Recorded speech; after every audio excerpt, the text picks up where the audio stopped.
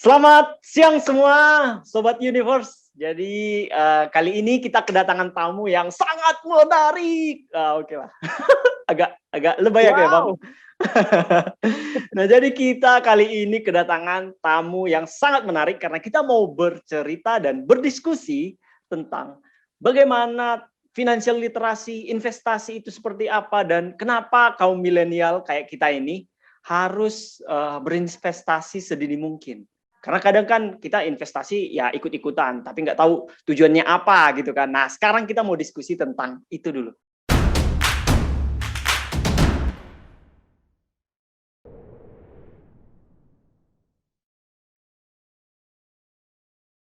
Oke, tapi sebelumnya kebetulan ini video dari tamu kita agak nge-lag nih. Coba Bang, agak di ini dulu Bang videonya Bang.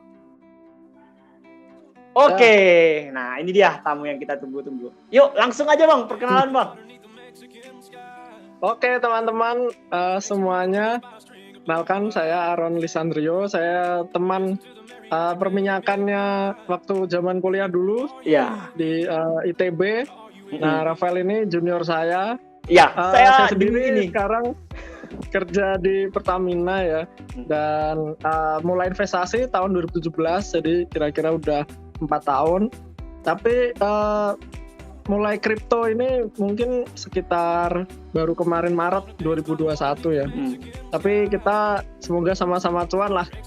Ya, amin. Karena kita nggak melihat tentang waktunya kapan, Bang. Jadi kita ini lebih tertarik tentang tujuannya apa, kenapa Bang Aaron bisa mulai kayak gitu. Karena kebetulan sekarang ini lagi hype ya tentang saham, kripto, investasi, dan lain sebagainya. So, langsung aja nih kita lihat beberapa pertanyaan dari teman-teman yang sering banget ditanyakan di YouTube, DM, email, dan lain sebagainya. Oke, kita mulai dengan statement financial literasi. Yaitu kayak freedom kebebasan finansial kita gimana. Nah, kalau dari Bang Aaron sendiri gimana kira-kira itu Bang? Menurut Abang tentang kebebasan finansial? Ya, jadi kebebasan finansial ini sebenarnya ada hubungannya dengan dana pensiun ya, atau sejumlah uang yang kita punya, kemudian kita investasikan. Nah, di mana saat kita pensiun itu kita kan tidak bekerja. Nah, kita mengambil sebagian keuntungan atau profit dari investasi kita. Nah, uangnya itu untuk kita buat hidup ya. Jadi seolah-olah kita nggak kerja, tapi kita bisa makan, tapi uang kita tuh nggak akan habis-habis gitu. Sampai mungkin kita pergi nanti ya, misalnya umur 80, umur 90, umur 100 tahun gitu. Uang kita masih cukup untuk membiayai biaya gitu makan ya, kita, atau traveling, atau beli barang-barang, kebutuhan sehari-hari seperti itu. Ya, berarti menurut saya investasi untuk menuju ke sana itu harus dimulai dari sekarang ya, karena mungkin nominalnya cukup besar, jadinya kita perlu menabung dari sekarang gitu kira-kira. Berarti dari Bang Aaron itu maksudnya pertama kita lihat tujuannya dulu ya Bang ya, ke pensiunnya nanti gimana supaya istilahnya uang kita sendiri yang membiayai kita, gitu kira-kira ya Bang ya? Betul. Oke. Jadi kalau dari perhitungannya ya ini udah gampang gitu ya. Sorry Bang, kepotong Bang. Sorry Bang, kepotong. Videonya agak ini Bang. Tadi udah lancar, sekarang agak. Oke. Ya. Udah lancar. Halo?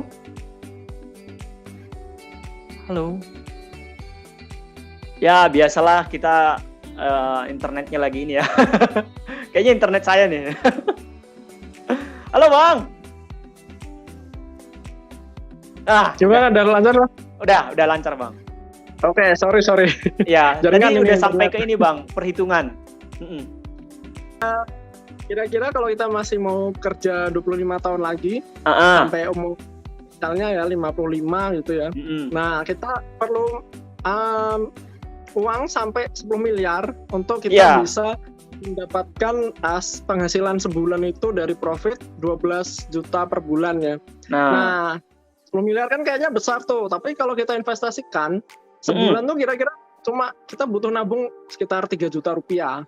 Wadaw. Jadi teman-teman yang masih umur 20-an gitu, yang masih nyari-nyari pekerjaan yang terbaik gitu ya, atau meniti karir. Nah itu kalian coba ini aja meningkatkan skill kalian gitu ya, atau lanjut kuliah gitu yang lebih tinggi lagi S2 gitu ya, atau ikut workshop finansial, workshop bisnis atau apa untuk mencari pekerjaan yang lebih baik gitu, sehingga kalian bisa mendapatkan gaji yang lebih baik, misalnya jadi 6 juta, 10 juta, 15 juta. Nah sehingga kalian bisa nabung kira-kira minimal 3 juta per bulan gitu. Itu kalau flat Bang. Jadi kalau 3 juta per bulan itu misalkan di usia 30, 40 masih tetap 3 juta yang diinvest atau dimasukin ke suatu investasi saham, dia dapat 10 miliar kalau flat. Tapi kalau misalkan lebih cepat, misalkan nih di umur 27 dia nambah ke 6 juta, naik lagi.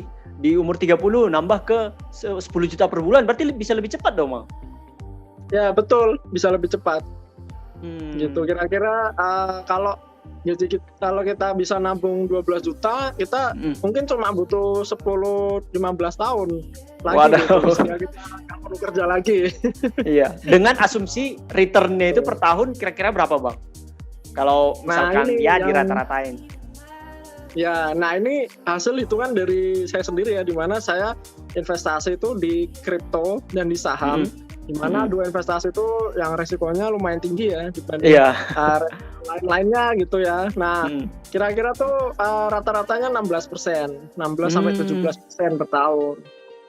Gitu. Kalau dari saham tuh kira-kira 10-11% per tahun gitu. Jadi kalau kita beli sekarang gitu ya, 10 juta gitu. Nah, tahun depan diharapkan menjadi 11 juta kalau saham. Tapi memang harus disiplin gitu ya, Bang ya. Terus sampai dengan tujuan kita tercapai. Kita di sini nabung saham gitu. Jadi bukan trading, bukan beli saham gorengan gitu. Kita beli saham yang bagus, perusahaan yang bagus gitu ya. Iya, benar banget. Nah, tadi Abang kan udah nyebutin nih tentang produk-produk investasi. Tapi kan kita sendiri nih, apalagi saya lah sebagai orang-orang yang baru masuk ke dunia ini, masih belum mengerti nih tentang produk-produk dan fitur-fitur investasi. Mulai dari yang resiko rendah ke resiko yang tinggi. Nah itu kira-kira gimana Bang Ron? Oke, jadi untuk produk-produk investasi ini memang ada resikonya ya masing-masing. Dari resiko rendah sampai tinggi. Nah disitulah kita sebenarnya perlu manajemen resiko kita. Gitu. Jangan misalnya 100% uang kita masukin ke resiko yang tinggi, misalnya ke kripto gitu atau ke saham. Nah, nanti kalau ambiar pas ada krisis, nah terus sahamnya minus kan malah rugi gitu. Diversifikasi berarti ya. Kita harus diversifikasi sesuai dengan resikonya gitu. Nah, misalnya paling aman itu deposito bank. Deposito. Nah, itu apa, Bang? Sekitar 4% sampai 5%. Kemudian ada reksadana pasar uang itu kita seolah-olah beli obligasi negara ya, surat utang negara. Itu sekitar 5-7%. Kemudian ada lumayan juga ya. Iya, pendapatan tetap itu ya dari obligasi perusahaan-perusahaan itu 7-10%. Kemudian ada reksadana saham dan reksadana campuran gitu ya. Nah, itu dua-duanya bisa lebih dari 10% gitu. Ada yang 20%, bahkan kalau krisis kayak gini ada yang sampai 100%. Gitu. Jadi seriusan? Reksadana bisa sampai 100%? Bisa, kalau lagi krisis kayak seperti ini ya. Itu semua sahamnya jatuh. Nah, setelah setahun bisa 100%. Gitu. Tapi kan bedanya reksadana saham sama kita invest saham sendiri ya, kalau kita ikut reksadana saham kita cuma beli aja gitu, kita kadang paham juga yang dibeli itu apa, mungkin malah rugi gitu. Jadi pinter-pinternya kita juga untuk memilih manajer investasi atau perusahaan yang bikin reksadananya gitu, sekuritasnya. Nah, terus gimana? Apalagi nih Bang, produknya selain deposito, reksadana, obligasi, terus yang resikonya makin tinggi nih? Iya, yang makin tinggi lagi tadi bisa saham 10%, ya? Sekitar 10% per tahun ya rata-rata.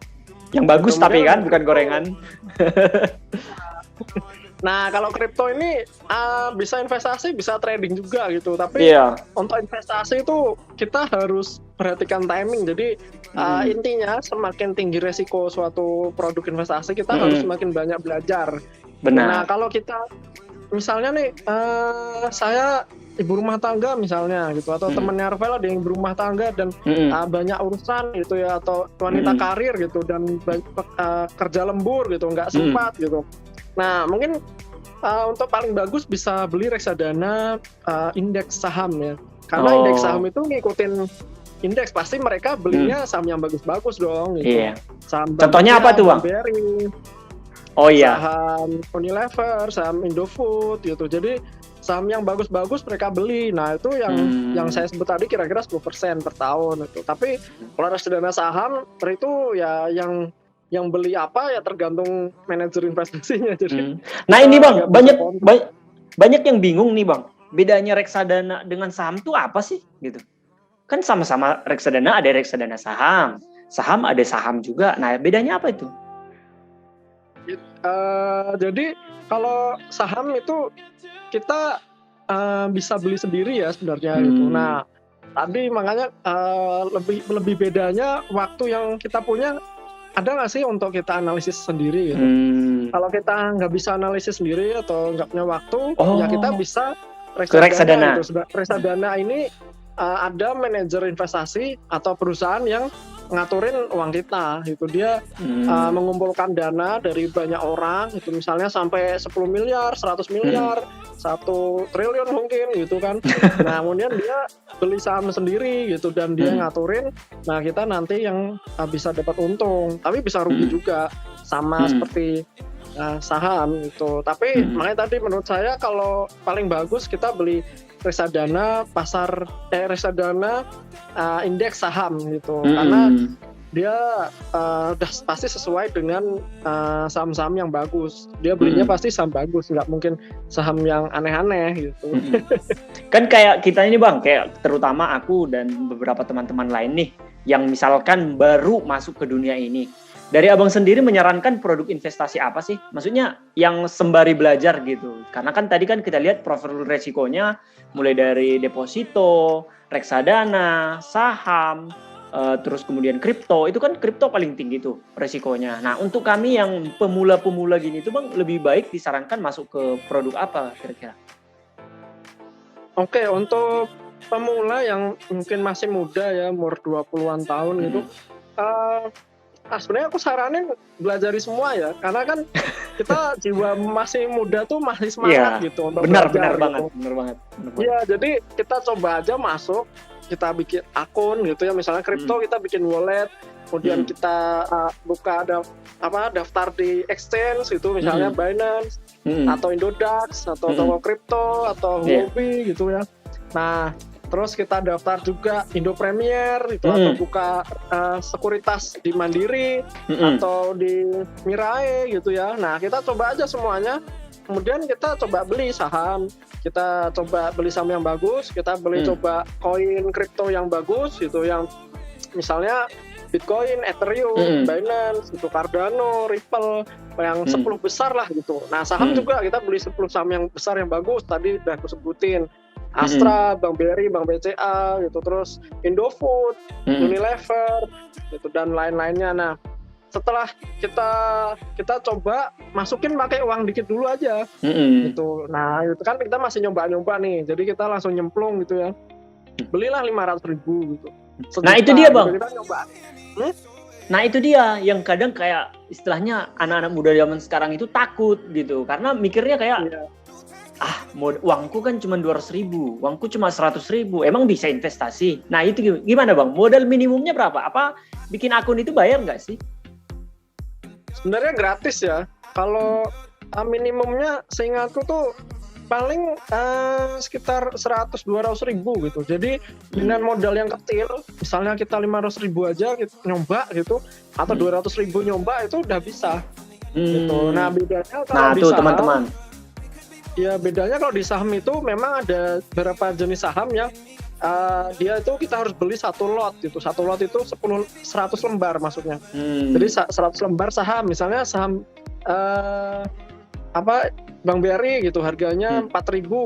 Nah, kita perlu uang berarti berapa? 400.000. Iya. Nah, kalau kita nggak bisa beli, kita cari saham yang lain yang harganya lebih murah. Tapi masih bagus gitu. Nah, kalau masalah kita minimal $10 ya, minimal 140.000 kalau nggak salah. Kalau apa, Jadi, Bang? ya 200.000 kalau koin kripto. Oh, bukannya di exchange. Nah itu dia Bang yang kita mau juga tanyain nih. Tergantung exchange-nya juga sih.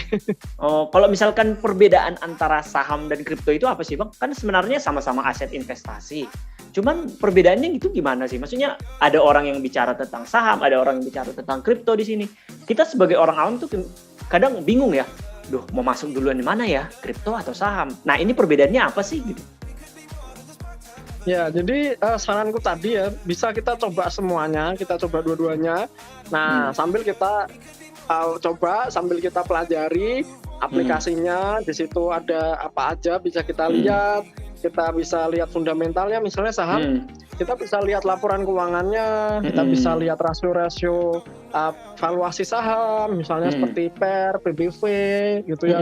Terus ada net profit dan lain-lainnya. Nah, kita pelajari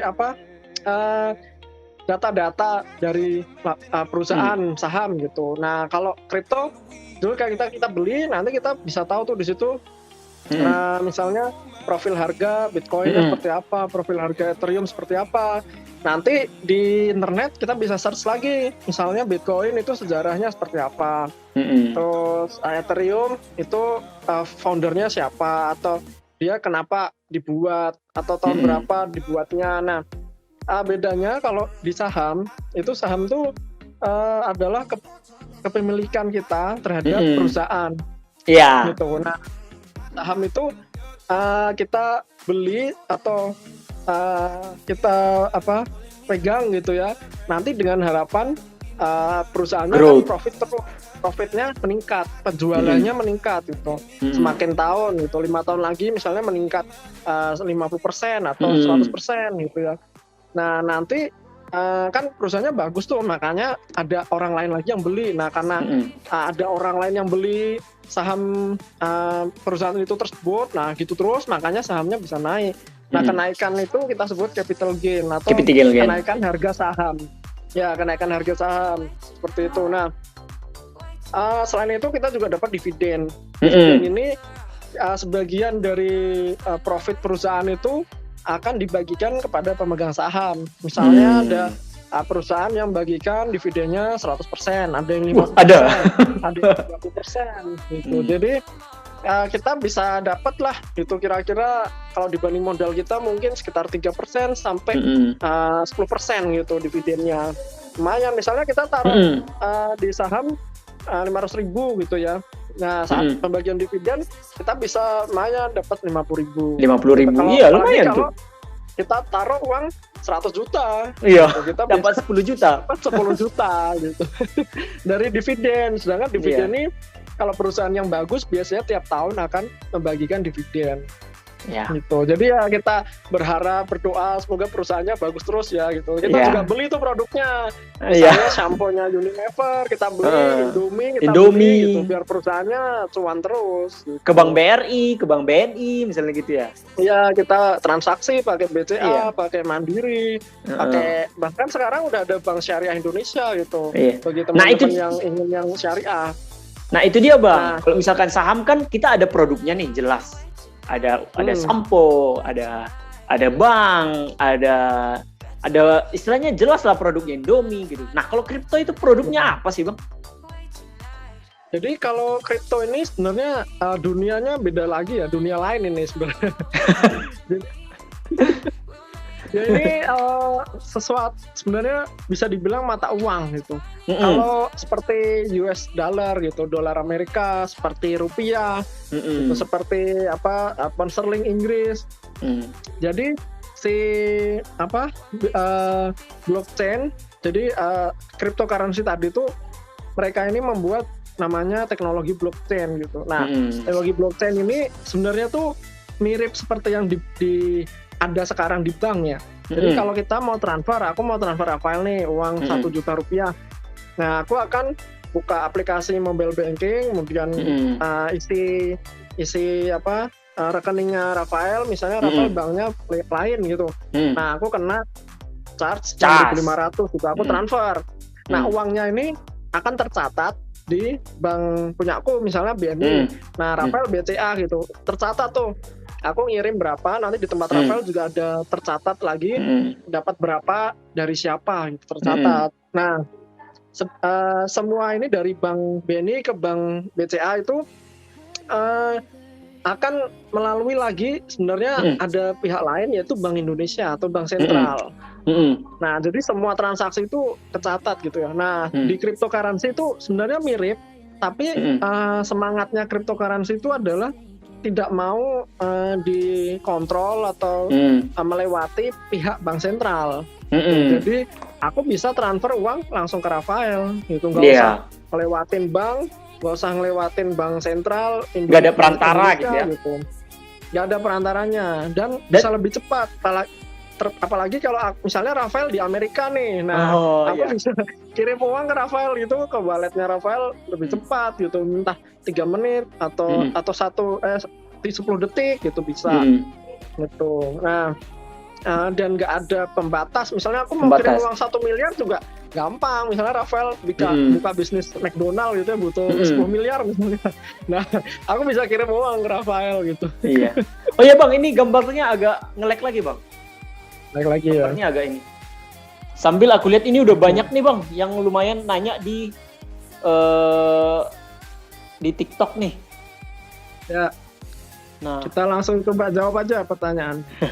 Nah ini Bang, kenapa sih? Maksudnya anak-anak muda maksudnya kan anak-anak muda sekarang itu kan usia-usia produktif ya, usia yang istilahnya saat dimana kita bisa mengembangkan kapital sebesar mungkin karena misal masih sehat, masih kuat, masih mau belajar dan lain sebagainya gitu kan. Nah, kalau misalkan Abang nih punya saran apa nih untuk orang-orang di luar sana yang mungkin mendengar video ini. Tapi sebelum itu Bang, gambarnya masih nge-freeze. Nah, udah. Oke. Udah. Nah, itu Abang punya pesan apa ke anak-anak muda kayak kita nih, kayak kita ke depannya gitu. Terkait dengan investasi dan financial freedom. Ya, untuk yang di bawah 30 tahun ya, umur 17, umur 20 tahun gitu, umur 25.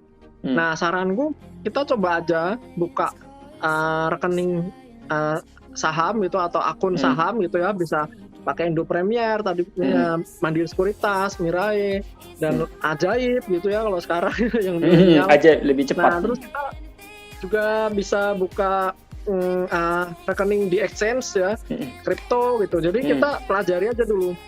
Kita coba masukin gitu ya, modal kita kecil aja. Nah, sambil kita coba ikut workshop gitu ya, baca buku, ikutin seminar-seminar atau nonton YouTube tentang finansial, tentang investasi, atau ikut kelas-kelas gitu ya, atau misalnya S2 bisnis dan sebagainya untuk memperlengkapi skill kita gitu ya. Atau misalnya kita sekolah S2 gitu di bidang kita, misalnya S2 teknik gitu atau S2 hukum gitu. Nah, nanti untuk kita mendapatkan pekerjaan yang lebih baik. Itu sih saranku. Jadi kita cari dulu kerjaan kita yang bagus biar kita lebih banyak sebenarnya gitu prinsipnya. Benar sekali. Tapi sambil itu kita pelajari juga dulu. Iya, benar banget. Nah, itu sarannya menurutku udah sangat-sangat jelas banget ya untuk di sesi pertama kayak gini nih. Nanti mungkin kita bisa kasih kayak semacam kalau misalkan ada orang-orang yang nanya lagi nih Bang. Nanya nih, Bang ajarin dong langsung buat bikin akunnya gimana, mau bikin ini, bikin exchange, daftar di exchange-nya gimana. Nah, mungkin nanti kita coba lihat lagi ya Bang ya, apakah banyak permintaannya untuk coba daftar langsung gitu. Jadi nanti kita undang di sini, oke, ikut di sini nih. Nanti kita pandu pelan-pelan sampai bikin akun gitu kira-kira. Kira-kira Abang setuju nggak kalau misalkan ada gitu nanti yang nanyain gitu untuk video-video ini boleh. misalnya Ya, gitu. Di sesi berikutnya kita nanti langsung hands on ya, pakai Indo Premier.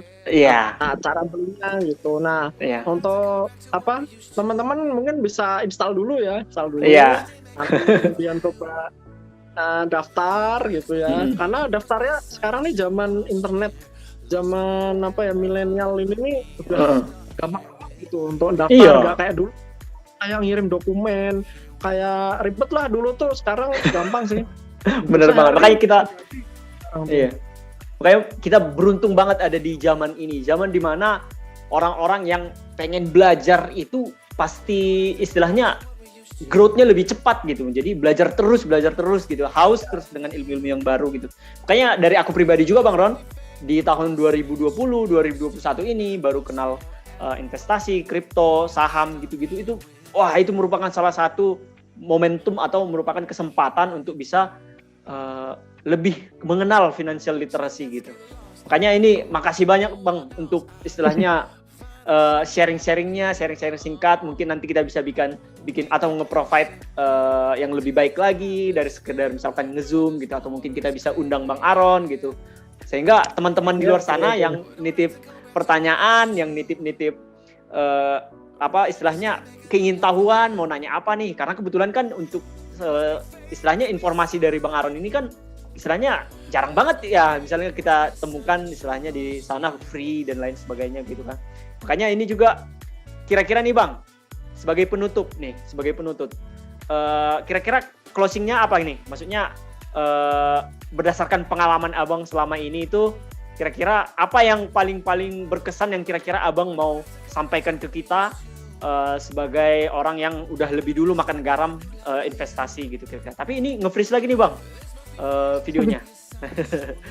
Nah, kalimat closing lah gitu kira-kira Bang. Maksudnya kalimat closing di sesi kali ini berdasarkan pengalaman Abang. Misalnya Abang mungkin pernah mengalami gain yang sangat tinggi gitu, bisa sampai 2 kali lipat, 3 kali lipat gitu, gimana? Karena kan kita anak-anak muda ini paling senang nih kalau misalkan di review kayak gitu. Jangan-jangan cuma pernah 5% nih atau gimana gitu kan, atau pengalaman boncos gitu, pengalaman down gitu, dan sebagaimana ceritanya gitu berdasarkan kisah nyata gitu kan, langsung di depan orangnya yang udah pernah ngelakuin gitu. Maksudnya sebagai closing ini bisa dikasih nggak Bang sedikit aja pengalamannya gitu, mungkin sekitar 1 menit. Oke.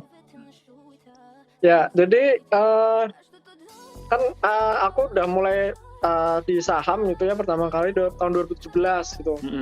Nah, saat itu memang kan lagi growth gitu ya perusahaan-perusahaan, jadi sahamnya naik sampai 2020 awal, kemudian ada krisis kan. Nah, krisis itulah sebenarnya yang buat pusing gitu ya, karena minusnya sampai 50%. Ada yang 80% pandemi Covid ya Bang ya? Minusnya. Apa? Pas awal-awal pandemi Covid ya? Iya, itu Maret 2020 itu. Nah, tapi karena krisis itu yang bikin aku pernah minus 5% itu yang buat aku jadi lebih tahan gitu ya, lebih sabar gitu. Iya benar. Kalau sekarang misalnya minus 30% gitu ya, karena dulu pernah minusnya 60% gitu. Benar banget. Jadi saranku untuk teman-teman ya, itu nyoba dulu aja. Iya. Gitu. Kita harus punya kemauan nyoba yang tinggi. Kita harus punya kemauan untuk cari tahu tentang saham itu apa, kripto itu apa gitu. Nah, ternyata kemarin itu saham itu setelah turun jatuh ya, ada stres kan. Nah, ada uang tuh dari THR masukin gitu kan. Nah, terus beli terus cicil bulan Maret, April, Mei, Juni sampai November. Nah, November tuh ternyata dinaikin tuh. Parah banget tuh. Pas November, Desember, terus Januari. Nah, itu bisa naik sampai 30% gitu. Wow. Dari total sahamku ya. Itu juga mungkin beberapa masih ada yang minus, tapi totalnya udah wah gila itu sampai 100 juta gitu. Iya. Nah, ini nih cerita-cerita kayak gini nih yang bikin kita yang muda-muda ini, yang istilahnya masih baru-baru ini semangat gitu. Jadi istilahnya nanti ada momen ketika krisis kita bisa prepare gitu Bang. Jadi prepare tentang gimana Bang? Ya betul. Iya. Nah, jadi istilahnya ini nih informasi pengalaman kayak gini nih yang sebenarnya berharga banget gitu. Karena ya di luar sana jarang banget yang mau sharing atau nge-reveal kayak gini. Jadi wah, akhir kata ini makasih banyak Bang Ron untuk sharing-sharingnya. Next kalau misalkan kita ada kesempatan kita bisa sharing-sharing lagi, ngobrol-ngobrol lagi. Nah, ini juga di TikTok udah lumayan banyak banget ini yang bergabung Ada sekitar berapa Kita banyak langsung nih? buka sesi tanya jawab mungkin ya. Oh iya, sesi tanya jawab ya. Tapi ini pada bilang ini Bang Ron, semangat, semangat. Bang, semangat gitu-gitu. Baru bergabung terus Terima kasih. videonya agak nge-freeze Bang. Jadi nggak Oke. bisa gerak nih supaya bisa, mana tahu keluar di luar nanti ketemu gitu kan. Oh ini nih yang kemarin nge-sharing gitu. Nah ini Siap. ada ganti-ganti juga, ada beberapa orang. Nanti Beb, nanti. Oke. Nah jadi ini ada beberapa orang yang istilahnya baru Ada bergabung, pertanyaan semangat aja, kita Bang, langsung kabarin jawab Bang. aja. Nah gitu, nggak ada pertanyaan Bang, cuma ngasih semangat semua. Mungkin karena baru, Sambil nunggu, bisa ini dulu ngobrol-ngobrol dulu mungkin sambil nunggu. Iya. Siapa tahu ada tanya ya, tentang kripto atau tanya tentang saham. karena kebetulan tadi yang live ini nggak kukabarin Bang, baru sekarang langsung gitu, langsung live, nggak kukabarin ke followernya. Iya, nggak apa-apa. Tapi ini juga lumayan lah, udah banyak. Ya, disampaikan salam sama Bang Aron. Oke, siap. Nah gitu, Terima jadi kasih teman-teman. terima kasih Teman-teman buat semangat supportnya. Ya, balik salam juga kasih buat katanya. supportnya, teman-teman. Jadi bisa saling berkarya. Ini makanya kita juga banyak-banyak makasih ke Bang Aron. Mohon maaf, jadi istilahnya di sini masih bisa nge-provide kayak gini. Nanti semoga ke depan kita bisa langsung punya, kita bisa punya studio sendiri, jadi bisa ngundang Bang Aron langsung gitu kira-kira. Siap, nggak apa-apa. Paling itu aja ya Bang Ron ya. So, sekali lagi terima kasih banyak. Ya, sama-sama Rafael. Semoga makin cuan juga saham dan kriptonya. Ya. Aku matiin rekamannya ya Bang ya. Ya. Rekaman aja.